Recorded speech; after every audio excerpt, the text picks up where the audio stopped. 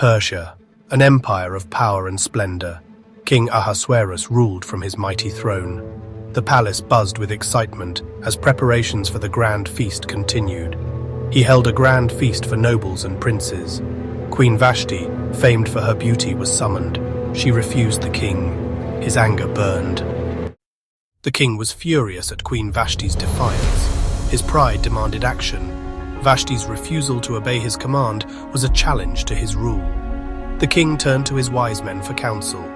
Esther prepared herself, understanding the gravity of the situation. What should be done? The wise men debated the implications of her defiance. They advised her removal from the throne to reaffirm the king's power. The kingdom sought a new queen, one who would embody obedience and loyalty. A search began for a new queen, a woman of impeccable character and unwavering devotion. A royal decree was sent throughout the land, inviting the most beautiful young women to present themselves before the king.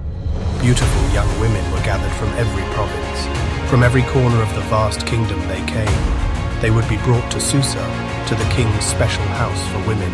The king would choose his new queen from among these maidens. Among them was Esther, destined for greatness. Her name was Hadassah, called Esther, a woman of quiet strength. She was an orphan. Her cousin Mordecai raised her, instilling in her a deep sense of justice. Esther was lovely in form and beautiful in her spirit. Esther was taken to the palace, to the care of Hegai. She pleased him immediately, winning his special favor. He provided her with beauty treatments and special food from the king's table as she prepared for her destiny. He gave her the best place. Before Esther became queen, she prayed in silence. Esther listened to Mordecai, whose courage and wisdom guided her path. She kept her identity secret, just as Mordecai, steadfast and brave, had advised. Mordecai, resolute and strong, urged her to guard this truth with unwavering resolve. Esther remained humble and thoughtful, inspired by Mordecai's quiet strength and fearless spirit. When her moment arrived, Esther went forward, carrying Mordecai's brave counsel in her heart. She stood before King Ahasuerus, her courage shining, just as Mordecai had taught her. The king saw Esther's beauty, her grace, and the strength she drew from Mordecai's example. He loved Esther above all others, moved by her spirit and the bravery she embodied. The royal crown was set upon her, a reward for courage and faith. Esther became queen, her heart strengthened by Mordecai's fearless guidance. Mordecai, ever brave, sat at the king's gate, a place of honor for a man of courage. He served the king and empire with unwavering loyalty and boldness. One day, Mordecai's sharp eyes and fearless heart uncovered a dangerous plot. Two of the king's own officers, Bigthana and Teresh, were filled with anger and plotted in secret. They planned to harm King Ahasuerus, but Mordecai stood ready to act. With courage, Mordecai exposed their dark plan, knowing the risk, but fearing nothing. He told Queen Esther at once, acting swiftly and bravely. Esther informed the king, speaking boldly in Mordecai's name. Mordecai received the honor he deserved for his fearless loyalty. The plotters were caught, and the king's life was saved by Mordecai's brave actions. Mordecai's courageous deed was recorded, for all to remember. After significant events, a man named Haman rose to power. His arrogance serves as a reminder of unchecked ambition. Haman's name would become synonymous with malice.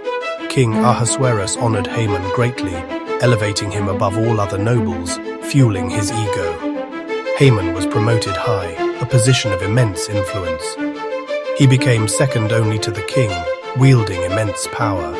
Haman reveled in the attention, believing himself untouchable. All were expected to honor him. All the royal officials bowed down low and paid honor to Haman, as the king commanded. Yet one man stood apart. One man refused to yield to Haman's authority, igniting a chain of events. Mordecai the Jew stood tall. He would not bow to Haman.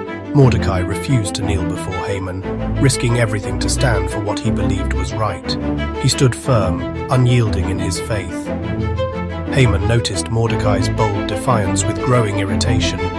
Day after day, Mordecai stood tall, a symbol of resistance. Haman was filled with burning rage. His pride was deeply wounded by Mordecai's fearless stand. He learned that Mordecai was a Jew, fueling his anger. The news made Haman's fury burn even hotter. He despised Mordecai for his defiance and his faith. Revenge festered in Haman's heart. Haman's anger expanded into a sinister plot to punish all who shared Mordecai's faith. He wanted to destroy all Jews within the Persian Empire. Haman went to King Ahasuerus, set on carrying out his evil scheme. He spoke wicked lies to deceive the king. He claimed they were disobedient and a threat. The king unwisely believed Haman's lies and gave him his royal signet ring, granting him the authority to condemn an entire people to death. Esther's maids and eunuchs came. They told her about Mordecai. They described his deep sorrow. The queen was greatly distressed. She sent clothes for Mordecai, hoping he would wear them and take off his sackcloth, but he would not accept them. Esther then summoned Hathach, one of the king's trusted eunuchs. She ordered him to go to Mordecai to learn what troubled him so and why he acted this way.